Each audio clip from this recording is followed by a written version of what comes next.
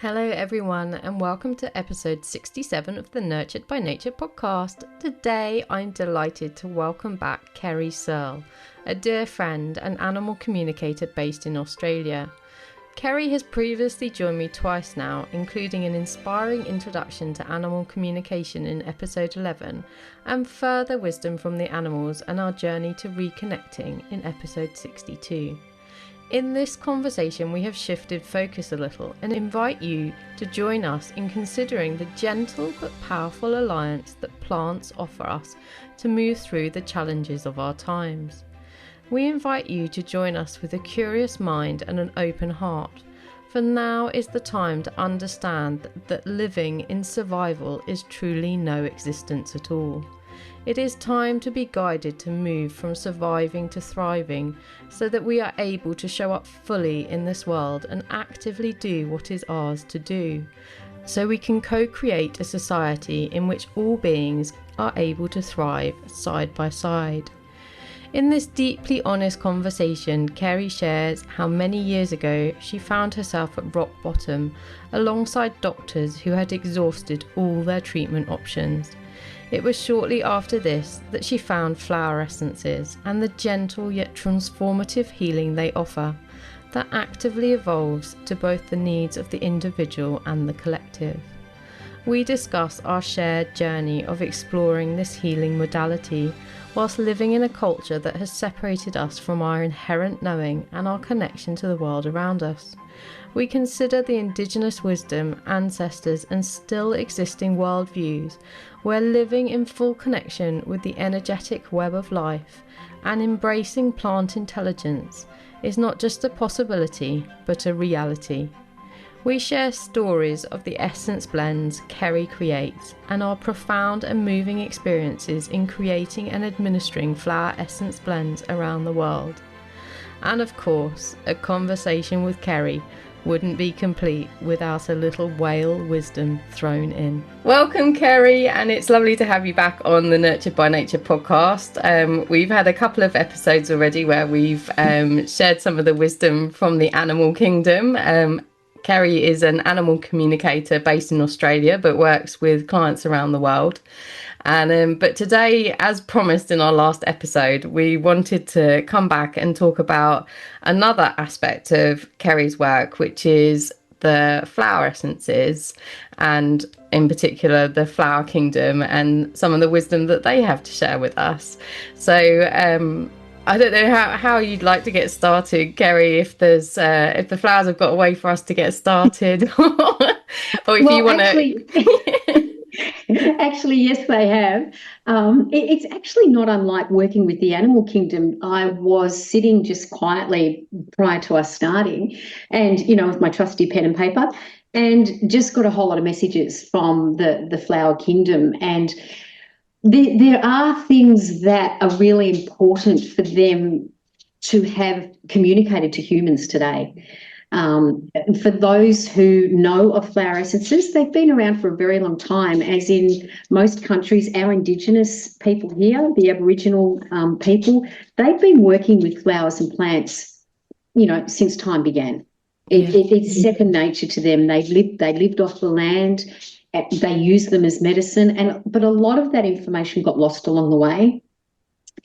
So when I was listening today, and I'm laughing because the energy behind it's like the animals. It's like you will pass this on, and don't forget this, and I'm like, okay, yeah, got it. Like they're not suggesting. They're like, come on, you humans, connect in, and because we've really got a lot to say. And one of the first things they said to me was, yes, they've been around forever, but it's a reminder too that the plants, the flower essences, the trees, they evolve constantly according to the needs of what's required on the planet at the time.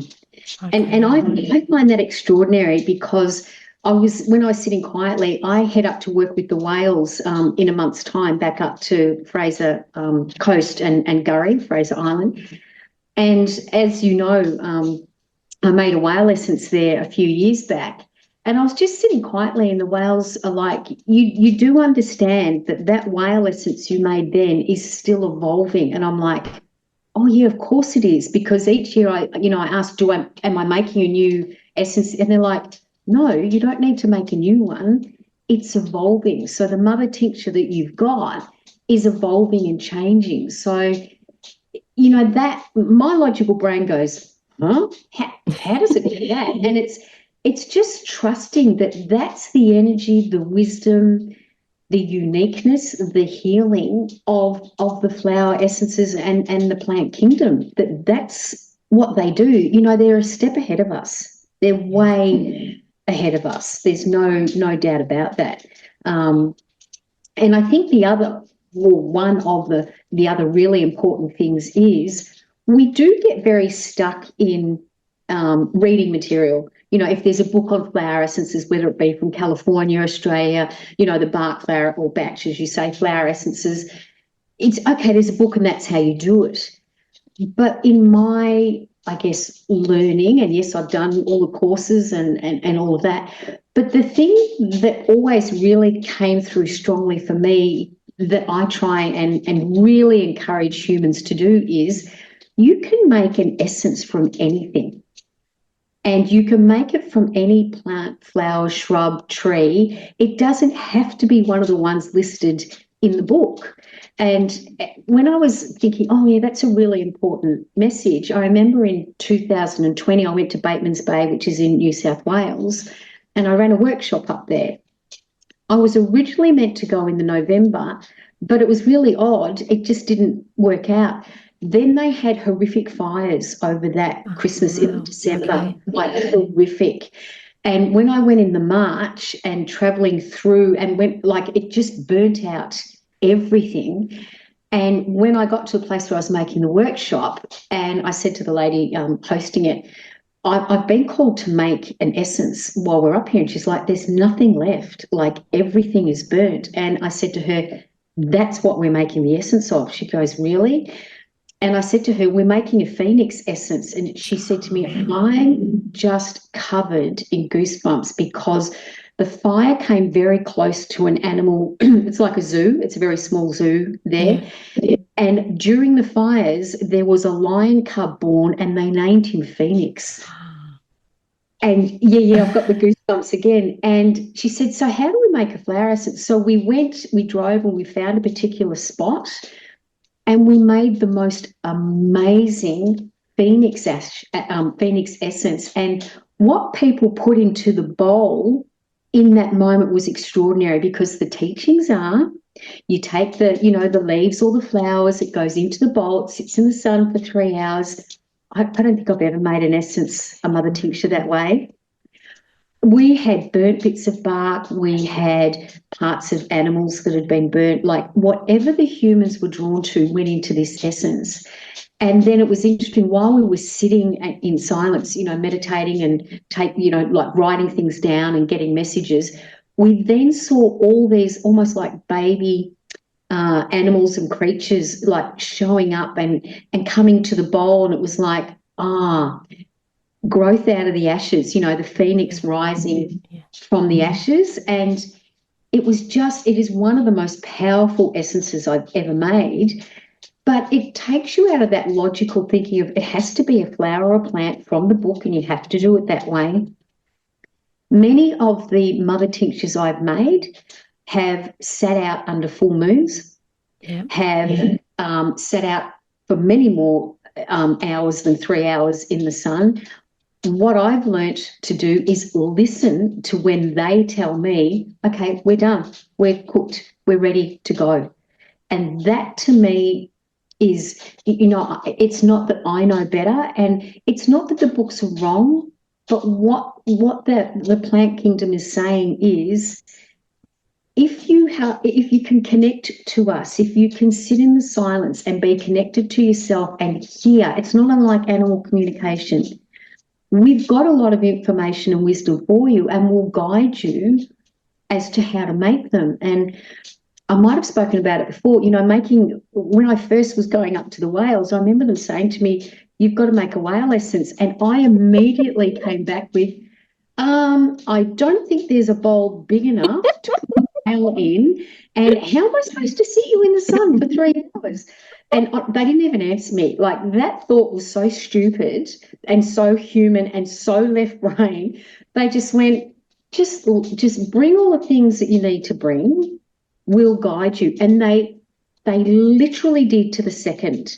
You know, there were times when, and there is an article on my webpage about making the whale essence, but they literally told me to the now. And, you know, like I'd take, and in that moment, the whale would come up and push the water, and I would take a scoop of that, and that went into the bowl. Now, that took 5 days. Yeah. And we actually made the mother tincture under the full moon. And we also had one whale in particular. It was really interesting. I will never forget this. We had the bowl on one side of the catamaran, and I got this message to move it to the other side. And I'm like, why am I moving the bowl to the other side? Like, really? Okay. So I get the bowl, I move it to the other side. Minutes late, and people are like, what are you doing? I said, I've been told to move the bowl. Okay. Minutes later, this male whale came up, and the whale blew all over us and into the bowl. Wow. And in that moment, everyone looked at me and went, really glad you listened to that, because how amazing is it to have that energy in the whale essence? And whilst that's a whale, the plants do the same thing. You know, years ago when I started making my own blends, my left brain was like, oh, you can only have 3 to 4, and it's 7 drops twice a day. Whatever, you know, if it's the birch, it's different. It's, you know, 4. And I'm like, yeah, my Independence blend has 48 flower essences in it. And I remember when I was making it, I'm like, no, this is wrong. No, can't do. And they were just like, put me in. Different plants were like, put me in. And the Independence blend, you can read about on my website, is all about becoming independent, you know, for animals and humans who have had past trauma, might be stuck in those early ages. You know, basically teaches to put your big girl or your big boy pants on and deal with all that's come with that trauma. Yeah. And by the time, it took me months, but by the time I got to the end of the encounter, I went, I might as well just put the whole kit in. That's 48 flower essences. And the plant king was like, yep, do it.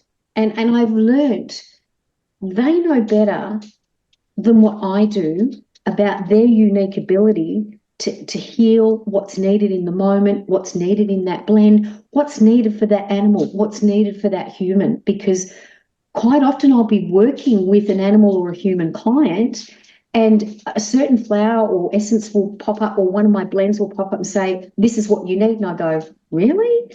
And then in that moment, it's like, just keep going. We've given you the information. Just keep going. It's like, oh, and they are always right.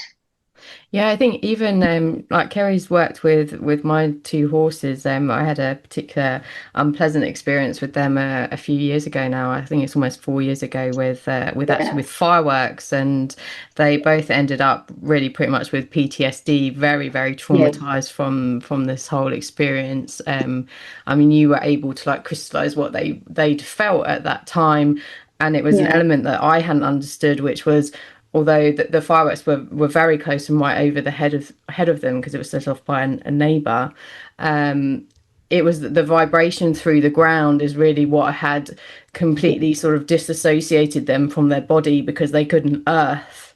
So they were like, they had this, you know, the loud bangs and the lights overhead, but actually they couldn't ground themselves into the earth. And that was really what had actually just sort of taken them beyond. And and you'd found one of your essences for them, and actually it was, you needed to put an additional essence into one of your blends. And Charlie, my horse, was very specific. He was like, no, it's got to have this. I can't remember what it was, whether it was macrocarpa or I can't either, but I can remember that moment where it was just like, and I remember saying to you, okay, he's just told me to put another one. Okay, like it's not making sense, but it went in and it stayed in. It was, and that's that knowing between not just me listening to Barney and Charlie, but also that knowing between the plant and the animal kingdom. You know, you yourself have, lived and worked in Africa, but, watching animals in the wild, what plants or they will choose to eat as opposed to the ones they won't. Yeah. There's that knowing, there's that understanding, there's just, whereas we overcomplicate, overanalyze, very left brain. School is very left brain. It's not wrong. I was a school teacher, but it does disconnect us from our knowing. And most importantly, it disconnects us from our trust. Yeah.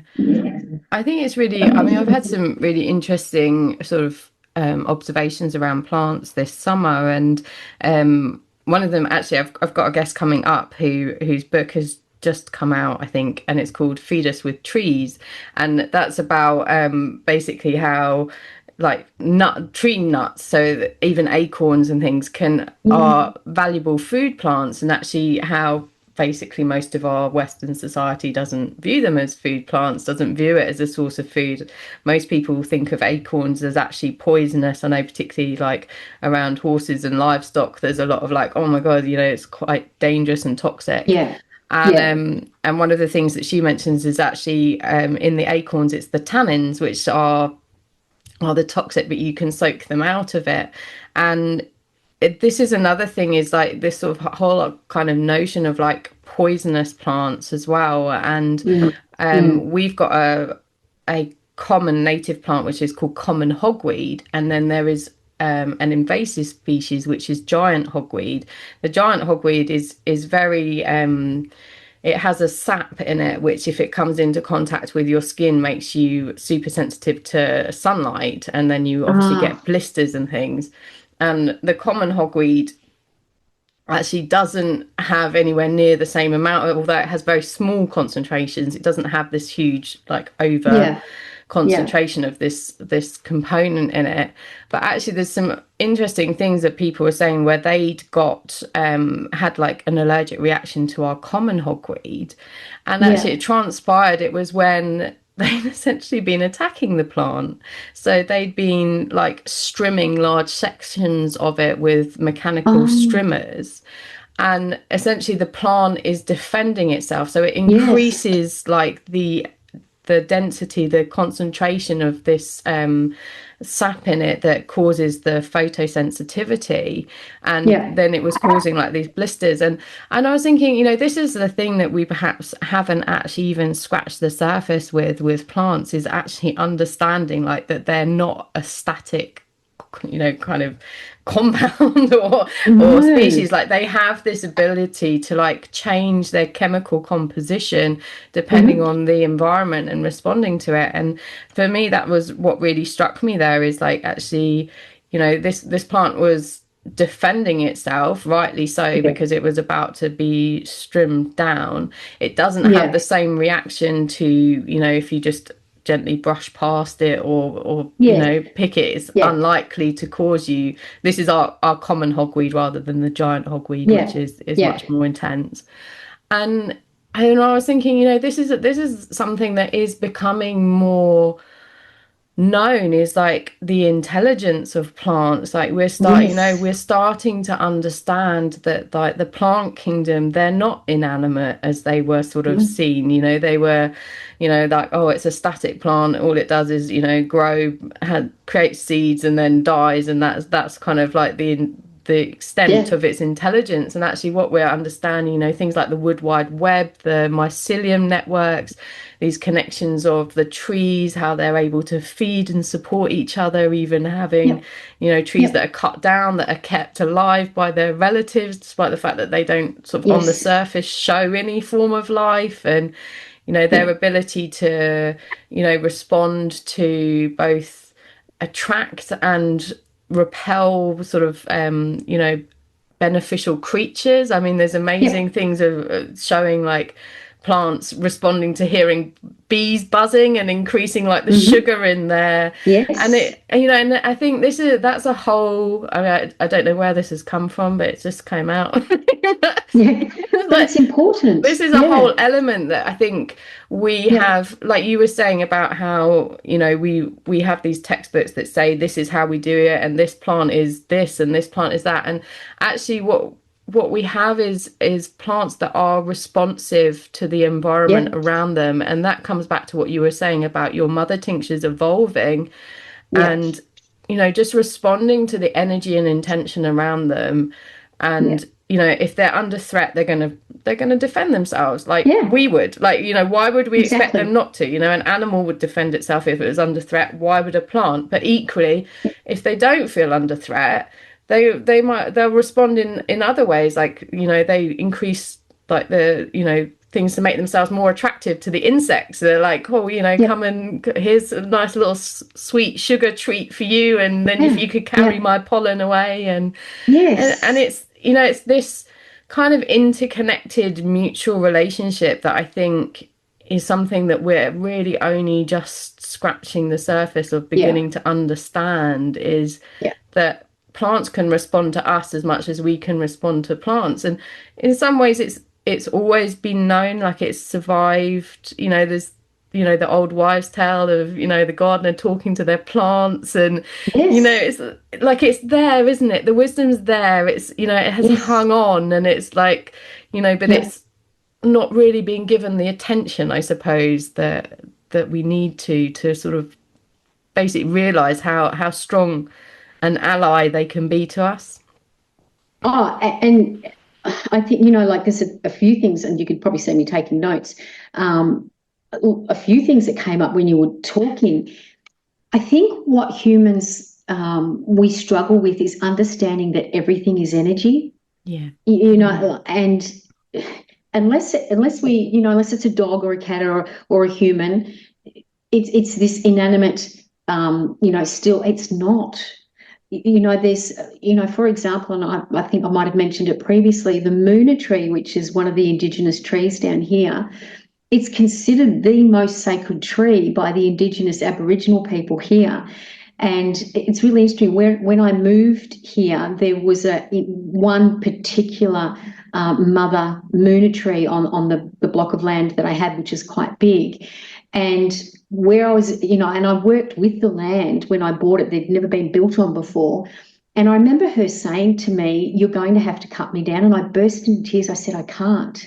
She said, "No, this is where the house needs to go because you're going to have to plant and do workshops." And like they were really specific. But when I cut her down, I did this amazing ceremony. But what she reminded me of is, okay, you don't see me above. And there is another Mother Moona tree very close by. She said, "You don't see me above, but I'm still working below because what you humans need to understand is we're all connected. We're not separate. And it's almost, the picture I get, it's almost like the roots. Yes, you have the physical, but Yeah. energetically, they're all connected. And even now, like I get very clear instructions about where to plant Moona trees, where to plant the tea trees, where to plant the boobiella, the seaberry saltbush, the beard heath. They're very specific about where they want to go.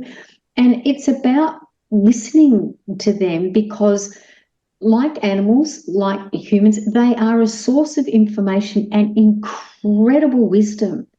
And look, books and like you say, the World Wide Web and all those things are great guides.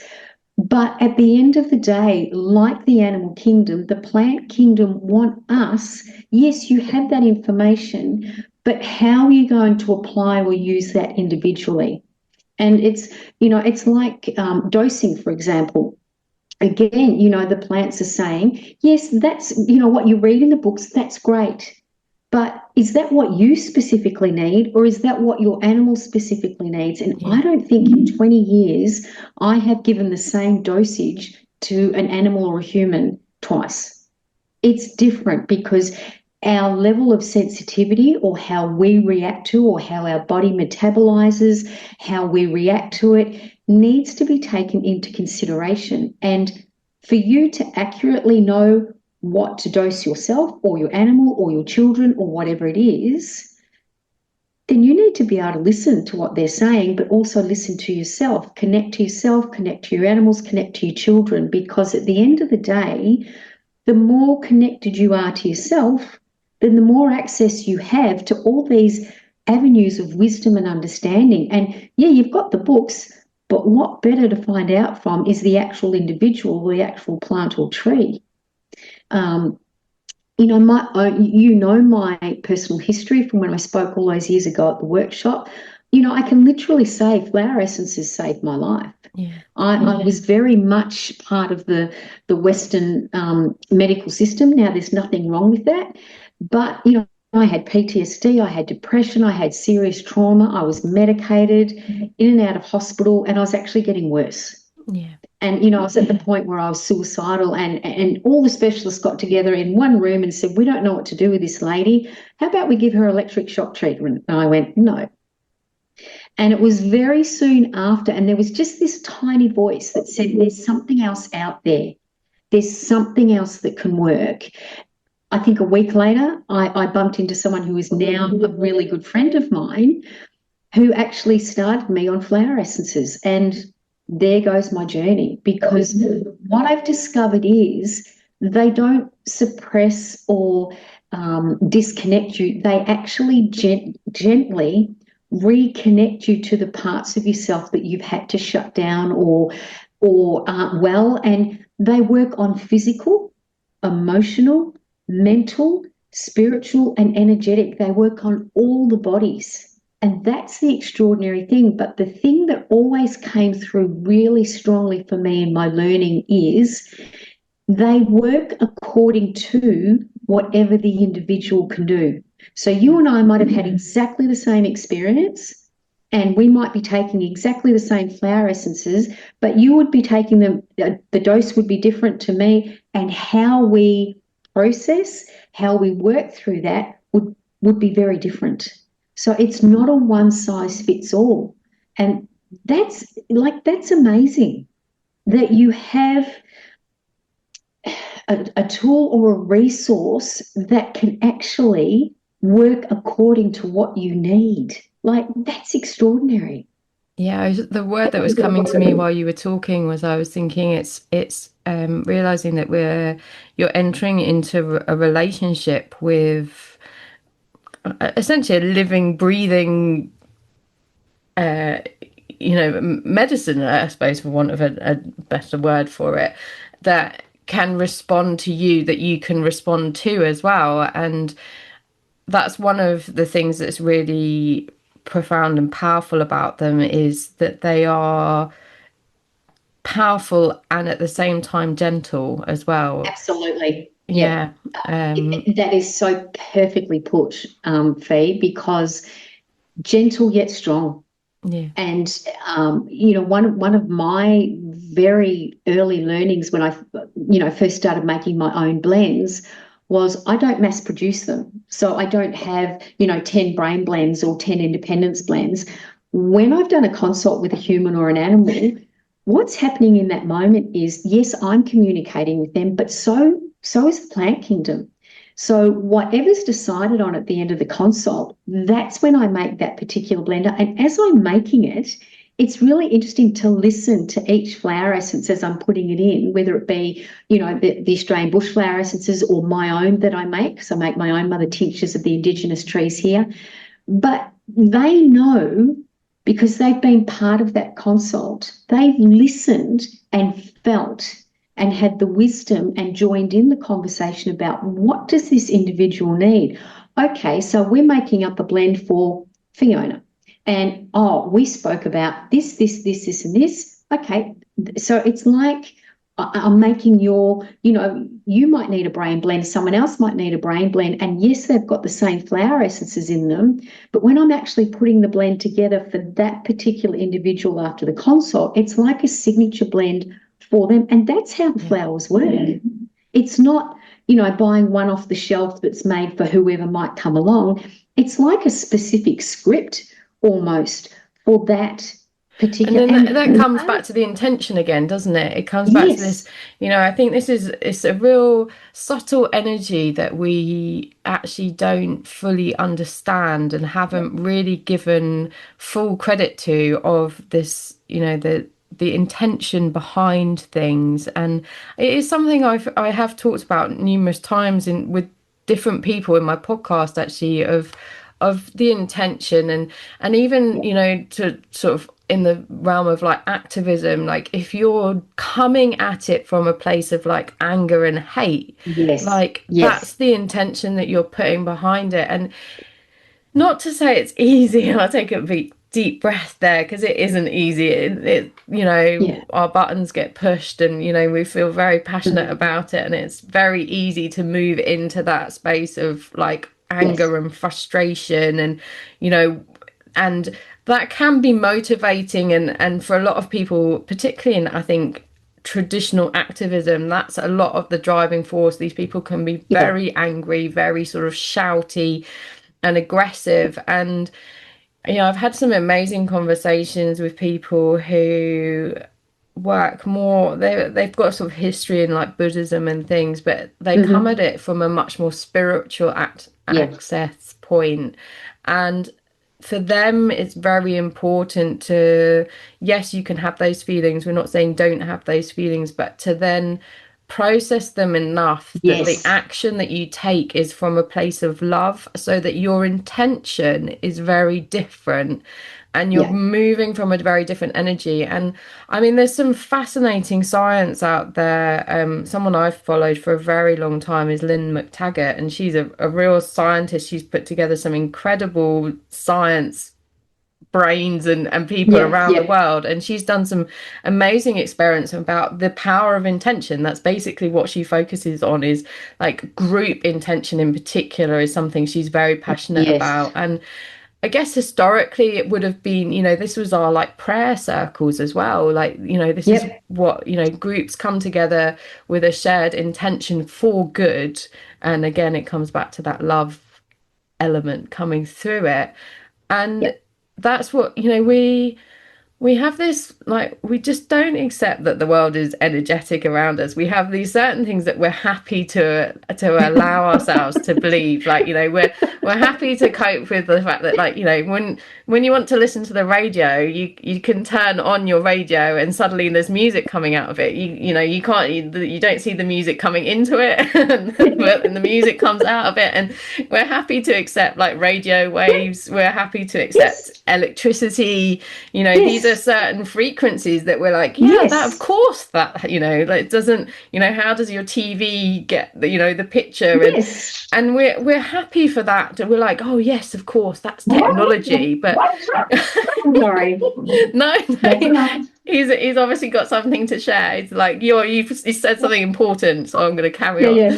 on. Yeah. And it's just, but the whole world is energy. Like, there is an Yes. energy exchange when you look at a plant. It's like you're turning on the radio receiver, and Yes. and then it's like it wants to give you energy and Yeah. information. And Yes. it's about tuning yourself to be able to, like, Yes. you're going from classic FM to plant FM, as it were. And Yes. you know Yeah. there is this whole world out there.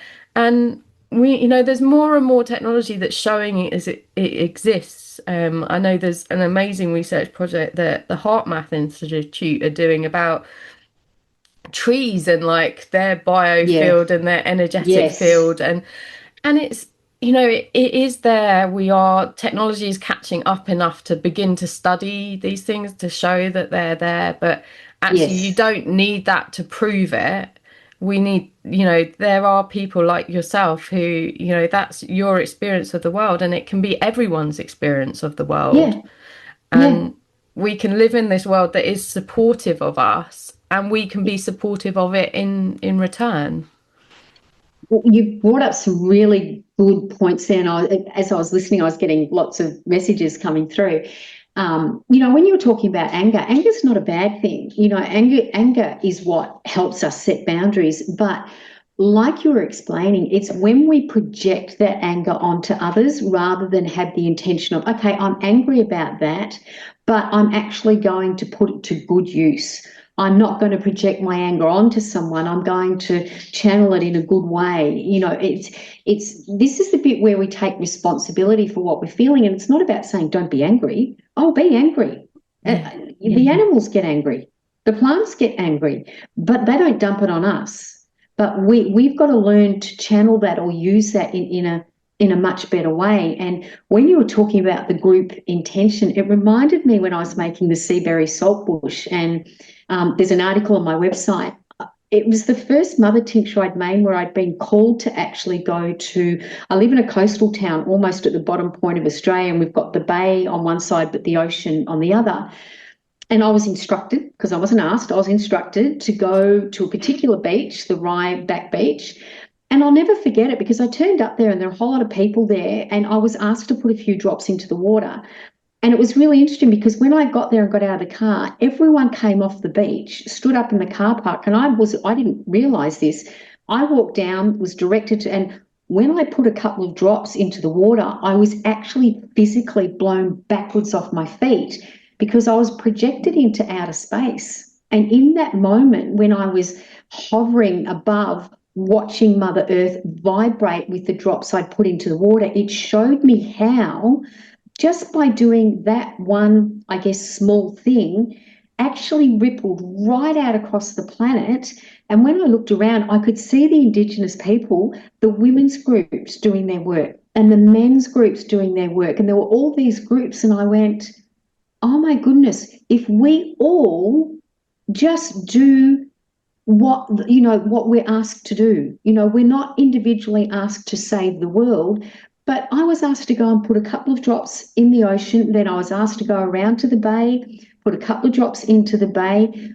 I can't logically understand or know what impact or what effect, but when I was projected into outer space and I saw that, I just went, oh, wow. And it was like my left brain had to see that to actually understand, when we come with an intention of, I guess, for want of a better word, doing good, doing better for the planet, evolving, putting something in place that we hope helps or heals or whatever, it's the energy behind our actions. And that's the same when we're communicating with animals.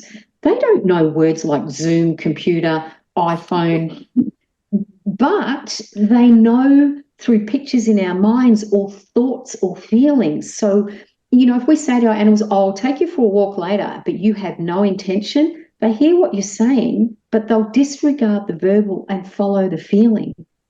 The plant kingdom is exactly the same. And when it comes to energy, I think what humans have to really understand more of is energy. Our energetic bodies don't have a boundary. It's not like it stops at the front door of the house that we live in, because for me to actually work with an animal or a human in another country, my energy tunes into their energy.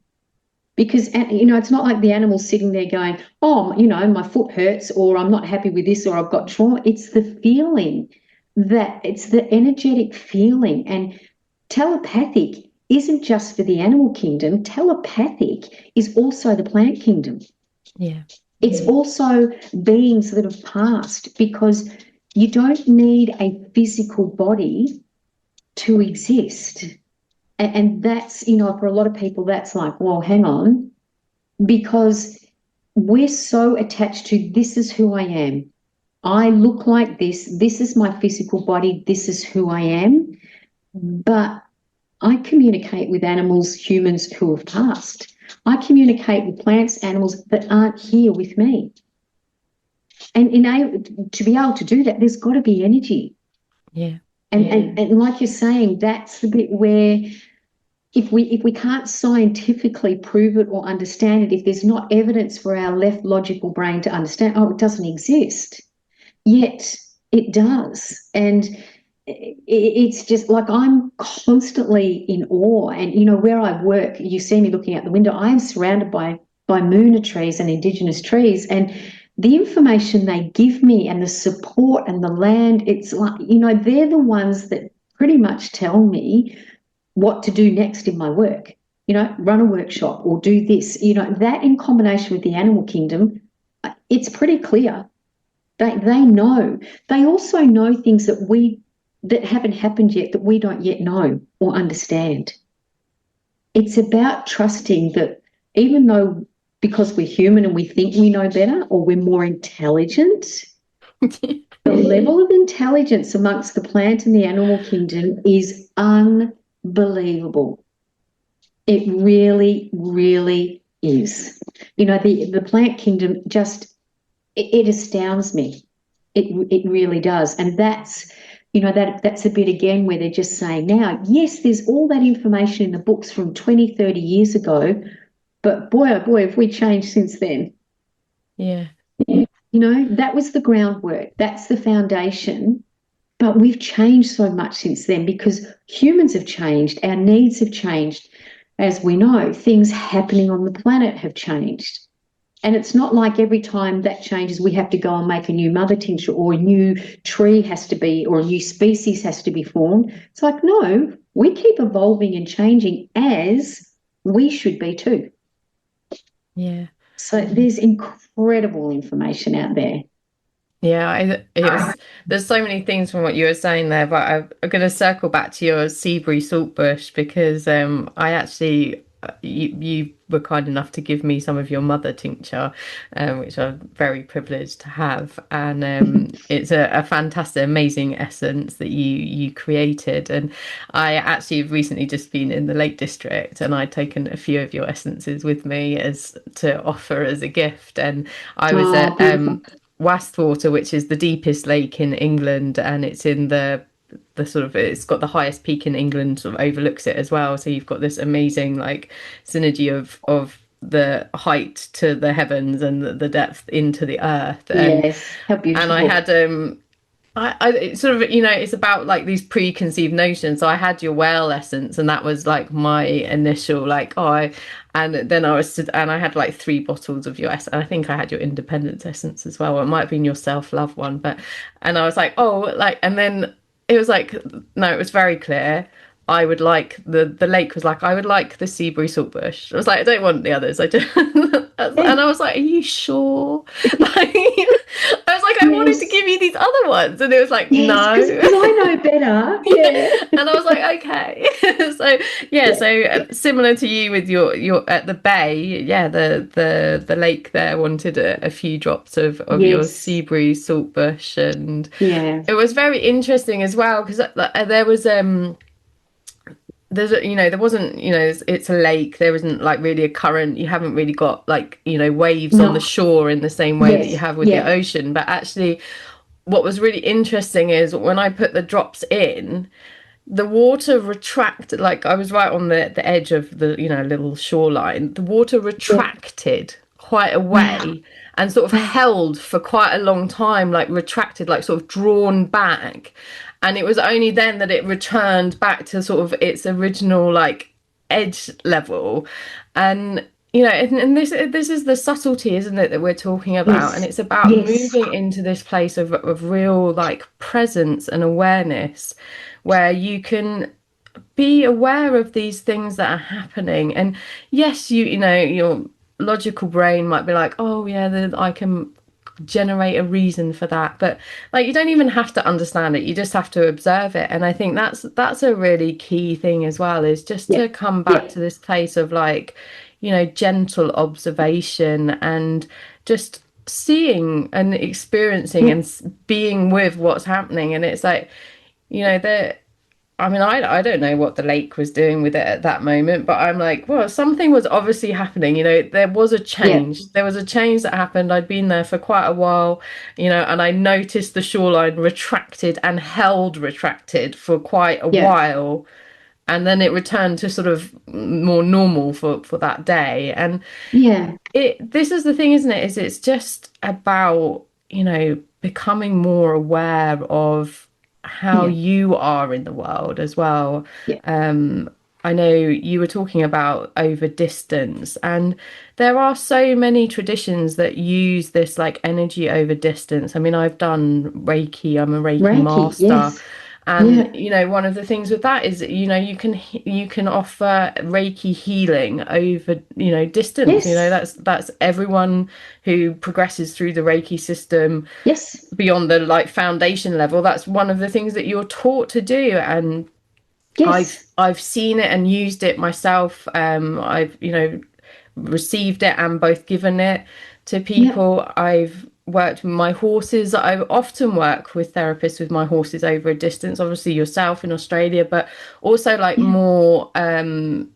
physical people. So I work with an osteopath who's a classically trained osteopath, but he's in such demand that he Yes. can't Yep. travel to me. So, Yep. he offers distance treatments, Yep. and I've also studied myself a modality called osteojuice, which is it sort of had its base. The person who did sort of developed it was an classically trained osteopath, but it's something that's quite interesting about that is that the practitioner, their only role is to be an observer. Yes. And it's Yes. really, really, really difficult to just do that. And it's because you can't, it's not your job to fix Correct. anything. And it's Yeah. not your, like, you sit there and you hold the space and you hold the observation of, the bones or the muscles, and you sort of, you invite them to return to their Mm. original, Mm. like, ideal position, but you Yeah. don't do anything, but you have to sit Yeah. there and hold the presence and the space and the intention for it to do what it needs to do. And Yes. I've actually had the privilege of working with someone else who's also trained in this, who worked with my horses, and I got to watch them. So they weren't there, they were at a distance, and we were communicating over WhatsApp, and they were working with my horses Charlie and Bear, and Charlie was in very, very lame, and she was working with him, and it was incredible to see like him moving and the different things that he was doing in response to her, Mm-hmm. working with his energy field from, she was a good sort of 2 hours drive away, so, and Yeah. she'd never Yeah. met him as well, which is also another interesting thing. Yeah. But it is just realizing that, like, this kind of is known. Like, it's not just with flower essences, it's not just with animal communication. Like, this No. intelligence, this Yes. realization of this power of, like, this connective web of energy that you can tap into is, it's Yeah. known through indigenous cultures. Like, that was how they experienced the world, was Yes. these energetic lines and imprints, and it's just, we need to move back into that awareness of that's the Yeah. world that we're living in and we have Yeah. available to us. Absolutely. And it was interesting again listening to you when you were talking about the seaberry saltbush, because it popped in to have a conversation. And, once again, and I'll never forget. My dad was actually dying at the time. It was 2 days before my dad passed away, and I'd been at the hospital and I just needed to go. And I was walking just through nature with my dogs at the time, but I wasn't anywhere near my home. I was further away. But I remember it was a Friday. I remember it so clearly. It was a Friday afternoon. We're walking along, and all of a sudden, a seaberry saltbush popped up and went, "Oh, I'm all about resilience." And I went, in my human sarcasm, "That's nice. Why are you telling me?" 2 days later, I was making the mother tincture. And, it was like what you were saying. It's about trusting that we don't always know why we're doing something. Like when you're talking about the lake and how it retracted, and, you said, I don't really know what the lake was doing. It's not only trusting, but it's being open to the possibilities of things that we don't know about. Because as humans, we do limit ourselves. Our imagination is limited. And there's often, it's like when people talk about doing vision boards, which aren't wrong, but I always say, do you leave a space for the things that you can't imagine or think of, or the possibilities that you don't know about yet? And they're like, no. I'm like, well, that's very limiting. And it's, in that moment when you clearly heard from the lake, we don't want all the others, we just want the seaberry saltbush. And, your logical brain goes, oh, yeah, but I want to, no, trust. I know what I need, says the lake. Put it in, but I don't know what's happening. That's okay. I do. And it's really, we're taught, our left brain is taught we have to have the answer as to why, who, when, where, how, why. And if I haven't got the answers to all that, I can't trust it. Yes, you can. Because sometimes we don't know why we do something. Often when I was making blends, I didn't know why sometimes a particular flower was saying to me, put me in, but then something would happen, or I was working with a client or down the track and I'd go, oh my goodness. That's what, I could be covered in goosebumps. That's why you asked me to put me in. I'm so glad I listened. They're like, we're so far ahead of you. I'm like, yeah, I'm just catching up now. And it really is trusting, like you were talking about what you were displaying. We don't always know why, but when that feeling is really strong to do something or not do something, trust it. Or if you get a message from the lake or from your horse or from a bird that's flying by or whatever it is, yes, your left logical brain's going, hang on, I'm sorry, you're talking to a pelican right now? I'm sorry, are you talking to a horse over in the UK right now? That doesn't make sense to me. I know it doesn't, but it feels right. And this is the bit where the plant kingdoms say, like the animals, we've disconnected from the feeling. And when you were talking, and reminding me about the fireworks with your horses, that feeling that comes up through their feet is phenomenal. And that's something we've lost the ability to feel. Yeah. And we've lost the ability and also chosen to not want to feel things that might feel uncomfortable. So we've been taught to not feel. Whereas communication with other species, whether it be a plant, an animal, another human, is about feeling. Like you say with Reiki, with the work that you do, it's about the feeling over a distance. That's what telepathic means, feeling over a distance. It's not some wacky thing that I've learnt to do. We are all born this way. Yeah, and I Now, think you see a child and this is normal to them roughly up until about the age of 7 or when they go to school. And we say to them, do your reading, do your writing, do your maths, do, your science, all that. And we lose that balance between the left logical mind, which isn't wrong. It has a job to do. You've got to listen, but there must be a balance between the two. I think it's important to realize as well that like we're viewing the world from the narrow window of the society and culture that we've been brought Yeah, up in.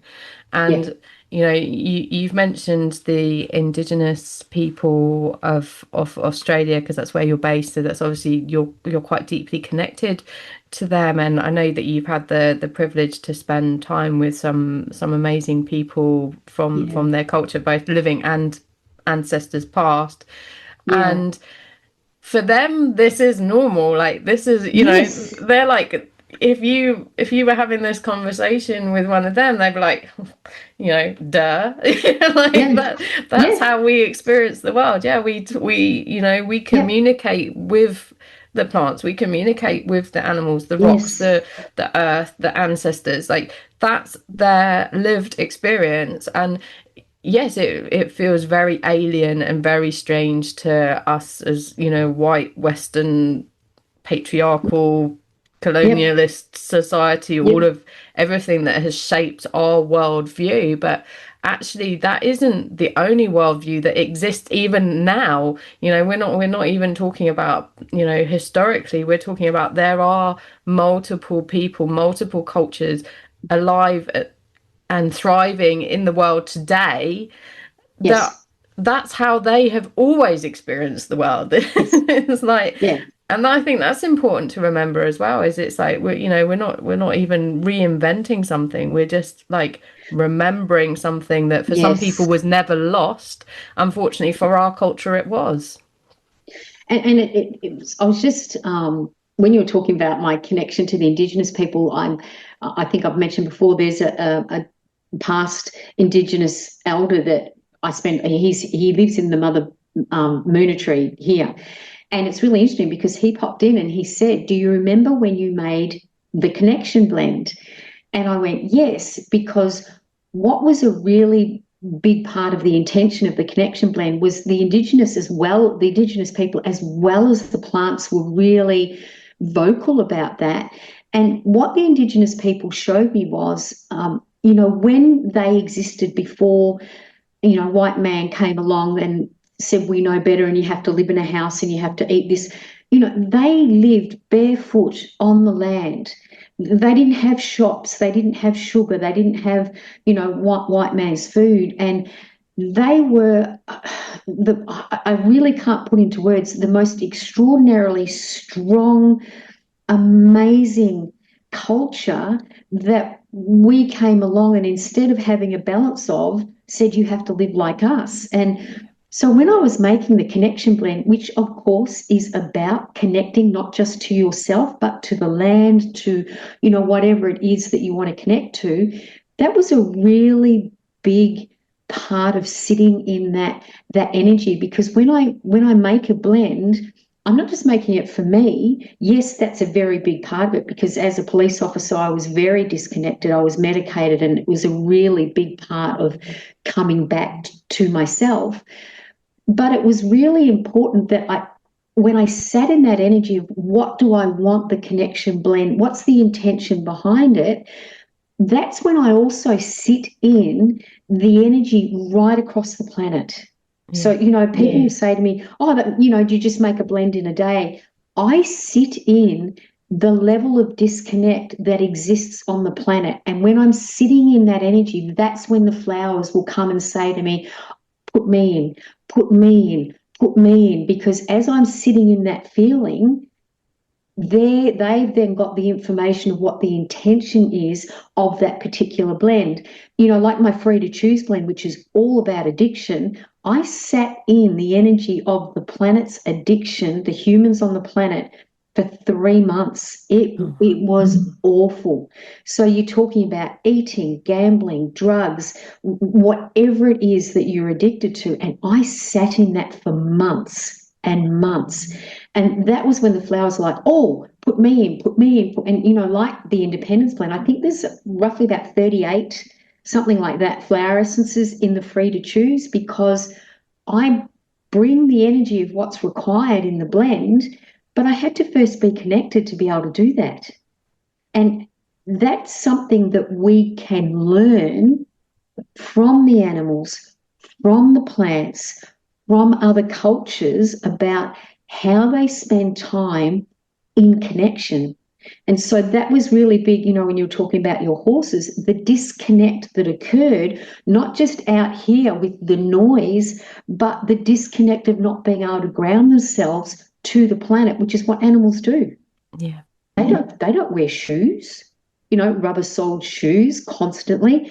They are pretty much grounded to the planet, Mother Earth, all the time. And when something interferes with that, it really throws them out of whack. Yeah. And we've learnt to disconnect in order to cope. Yeah, I think that's the really sad thing, isn't it? Is we've created this culture that is so unsupportive of us that the only way that a lot of people can survive in it is to Yeah. basically become really disconnected. Yes. And I think, we've seen that more and more in recent Yeah. years. People are really, this rise in mental health, the Yes. awareness of mental health issues, but that's equally come because there's been a rise of mental health issues, particularly in young people. We've got to find a different way to move through society that is more supportive, and part of that comes with reconnecting to ourselves. And I mean, Yes. we have spoken in our previous episodes about your journey, and you've had a very challenging life, shall That's we one way of say. putting it. Yes. Yeah, and it, Yeah. and you've been involved in many aspects of society. You were in the police for a very long time. You were also a school teacher. Mm. You were sort of in like these core aspects of society, I suppose, for Yeah. want of a Yeah. better description. There, and it. I think what's really lovely is that you prove that like the phoenix, that it is Yeah. possible to Yeah. do it, like no matter how dark a Yes. Yep. place that you've Yep. come to and found yourself in and had to travel through, and a lot of it you did on your own as well. I mean, you did have support from the people that came into your life and things, but a lot of Mm. it, it was very it was work that you had to do. And It's very isolating, yes, and yeah, I think a lot of people will recognise that word when you're working internally. It can be very isolating, and people, I guess, to speak very openly and honestly, people whom I thought were my friends really weren't, because yeah, when I actually needed help, I realized that our relationships were based on what I could do for them, what I could give them. And then when I hit rock bottom, to the point of being suicidal and having to be hospitalized, they didn't show up. yeah, And I went, oh, this is interesting. So, and I know I'm not unique in this. There are many humans on the planet that may listen to this and will go, oh, I know that place. I know yeah, that feeling. But for me, in hindsight, I can look back and just see the level of disconnect that kept me in that place. So for me, and that's my passion behind my work of being a flower essence practitioner as well as an animal communicator, is bringing that connection back to the planet, because that's how we're meant to be. We're not meant to be isolated. We're not meant to be separate. We are meant to be in connection. It's how that is the norm. But unfortunately, and especially for us here in Victoria, in Melbourne, Victoria, here during COVID, where we were the worst lockdown place in the entire world, we are now seeing the impact of the disconnect that occurred then. Like, we were under curfew. We weren't yeah, allowed to leave our homes. And the impact, especially on our teenagers yeah, who couldn't go to school, couldn't see their friends, their mates, couldn't play sport, couldn't, like, our playground shut down, everything shut down. And what we're seeing now is the repercussions of almost 2 years of being in disconnect. And like you're saying, there's now a lot of mental health problems as a result of that. It is not human nature to be in disconnect, but it's what we do in order to be able to cope. What if there was a really gentle yet powerful way to come through that disconnect and gently over time peel away? Because this is how I describe it. It's like peeling away layers of the onion. You don't do it all in one hit. You do layers according to how you can cope. Doesn't mean it's not challenging, but bit by bit, you come back to more parts of yourself. And I liken it a little bit like a mobile phone. If you're in a good area of service or reception, you get, I don't know how many bars it is, I'm not a techie, but you get all the bars on your phone. It's a really clear conversation. If you're in a poor reception area, you might get 1 or 2 bars and the conversation cuts in and out and you only get a few words. That's how I liken communication with ourselves, the plants and the animals. The more parts of myself that I have available to communicate with, the better the communication is going to be.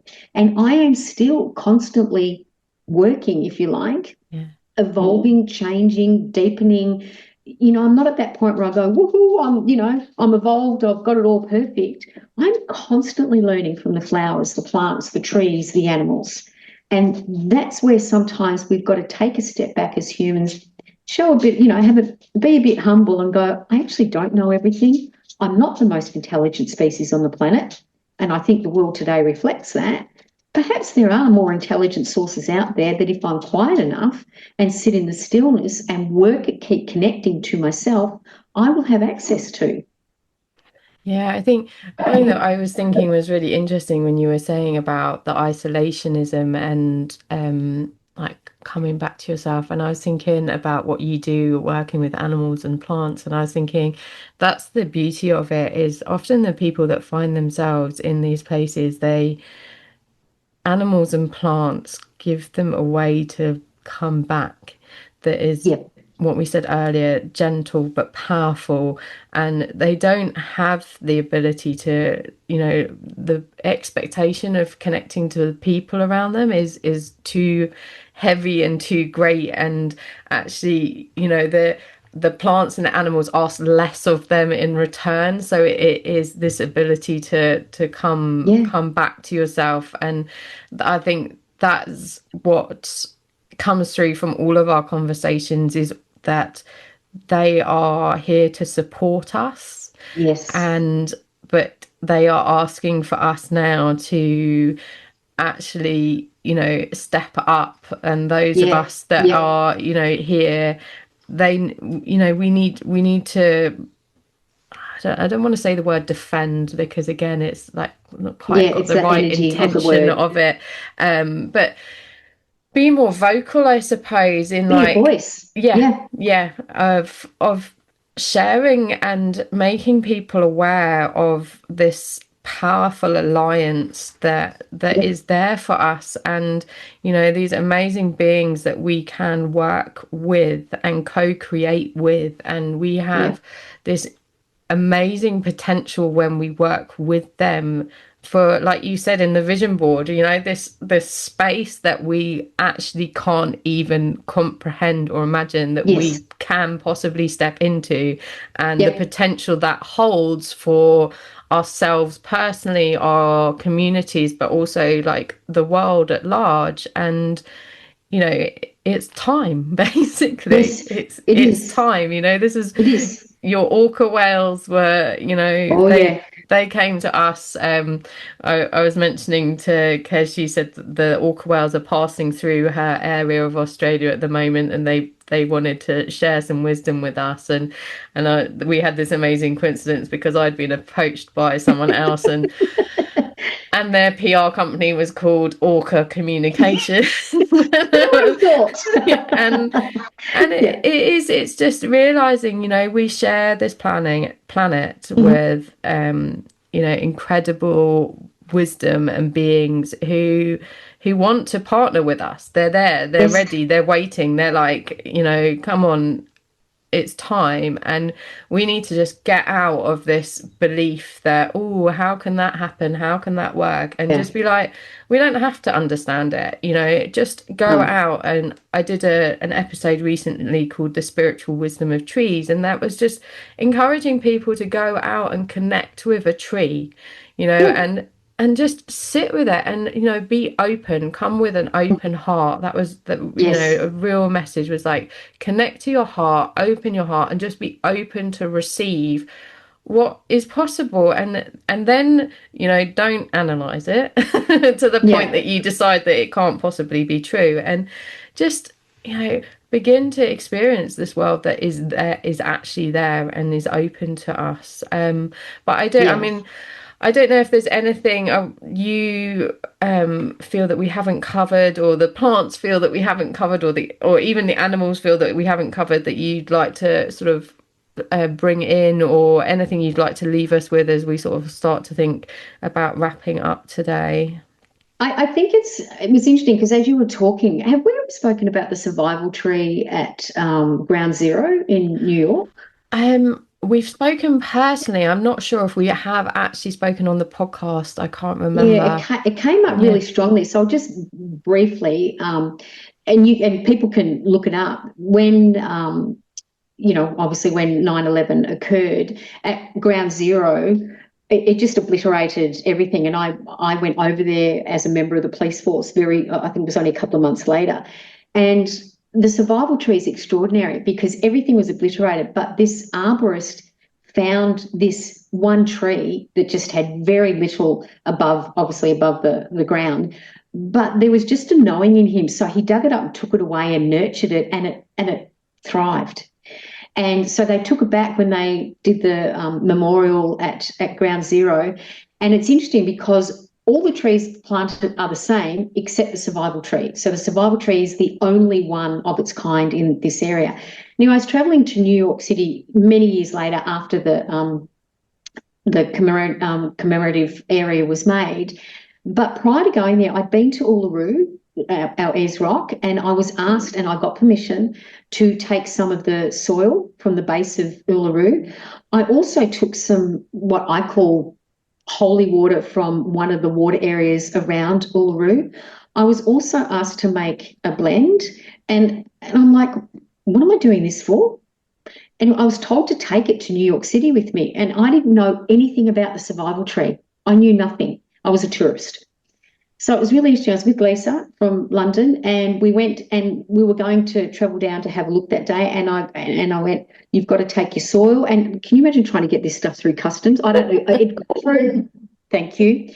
So I've got these things in my pocket. When I got there, I could feel the energy of this one particular tree saying, you've got to put these things at my base. And I'm like, there's hundreds of trees. And I'm like, and it's a really big area. And I'm like, I've got no idea what I'm doing. So I went up to the information place, got a pamphlet, and you open it up and it talks about the survival tree. And I'm like, oh, and it shows you where it is. I'm like, oh. So over I go, and of course you can imagine security guards everywhere. So you can imagine some loony pouring water, soil, drops, like, yeah, another, hello. And you can imagine New York City's still on high alert. So when I'm dropping the soil at the base, putting the drops in, and it was like, I don't know how to, it was like the tree energetically, it's like its limbs came, oh, I'm going to get emotional. Its limbs came out and wrapped around me and just gave me this huge hug. Now, logically, it makes no sense to me why I took those things or what they even did. It was the intention behind honoring this thing that had like this much stick or stem above the ground. It is now this huge, like, who could have survived that? It did. And it's just that reminder again of, like what you were talking, yes, we can live in survival, but then we can also come out and thrive. Yeah. We don't have to stay in the survival. The plant kingdom can gently guide us and take us through to living a life, not just surviving and thriving. And there's a classic example of that. Yeah.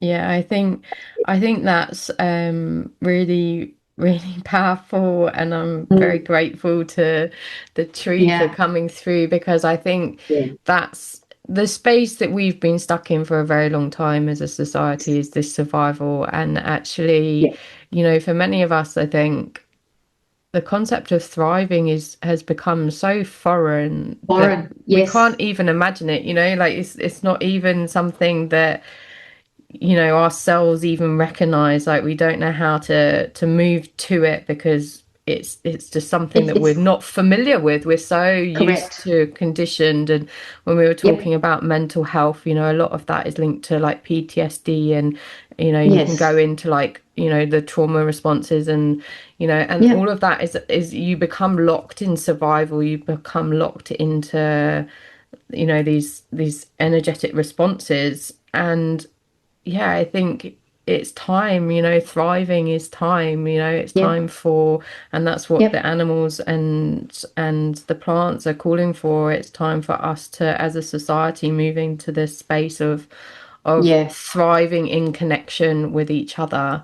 And by doing your work and working with the flower essences, it can support us as we move through this journey and do what is ours to do. Like, it's something that we often talk about is, we don't all have to be animal communicators or flower essence practitioners, but there is something that is yours to do. And as you can move out of that place of surviving into thriving, then you are able to fully show up in the world and do what is yours to do and contribute to moving towards this vision of actually a place where we are reconnected, where we live in harmony. And I think, that's obviously particularly topical at the moment with everything that's going on. I think, well, it's been, again, absolutely amazing. I have no doubt that we will have to have another conversation at some point, because I'm sure either the animals or the plants will let us know when that's due. Yeah, I mean, just listen. Yeah, I think what's really lovely isn't for people listening, like we both sit here before and we're like, have you prepared? She's like, no, like we have no idea what's going to come up and what we're going to share. And it's just trusting the process and the fact that we follow our intuition and the messages that we receive while we're speaking. And we have had, over, I think there's probably going to be about 4 hours, because we always run over the hour of like the 3 conversations on the podcast that we've had. And, that very little information has been repeated. Yes, there, are little anecdotes that we've perhaps shared again. But it's like, there is this huge wealth of information. So I'd invite people to go back and listen to those previous episodes as well, and your website link I will have on the show notes. Do you want to just quickly share it with people, because we have said like there's quite a lot of information that you've got on there about your essences if they'd like to go and read some more. Sure. So it's www.animal-communicator.com.au. And I would encourage people to go and read some of your newsletters and things, because there is again a huge amount of information about how the plants have communicated with Kerrie and sort of formed these essences, and a huge wealth of information. And obviously you are very busy, but if people wanted to work with you with their animals, there's an opportunity for that as well. But it has been an absolute pleasure. I've huge gratitude in my heart as always for being connected to you and the amazing wisdom that you're able to share with us, and also obviously all the other beings, plants, animals, the orcas, the Muna tree, and our lovely survival tree that has come through, and your dogs as well that were very active. Oh yes, they had to be heard today, didn't they? But they're always welcome, so we don't mind their little tappy toes in the background. Yes, I know, I'm very aware of that, but then that's something that I just, those that want to, like, two are not here, but one's here right now. It's just that I let them do what they need to do. So if people can hear the tappy, I'm like, yeah, that's one of my dogs. Just adds to the ambience. Well, that's it.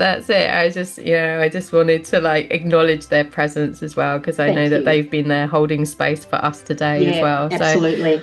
It's been an absolute pleasure. Thank you so much, Kerrie. And I hope everyone who is listening has enjoyed it, and no doubt we will be back again at some point with with some more for you. Thanks, Fiona. Lovely to talk to you again. Thank you so much for listening to the Nurtured by Nature podcast. I truly hope this conversation has brought some hope and inspiration into your life. I would love to have these messages ripple out across the world. So if you can, please share this episode with your friends, leave a review on your favourite podcast player, and make sure you subscribe so you don't miss the next episode. I would love to hear from you, so please feel free to connect with me on the links provided in the podcast description. But most importantly, thank you so much for being a part of this journey with me. But don't forget to simply get out there and enjoy the natural world.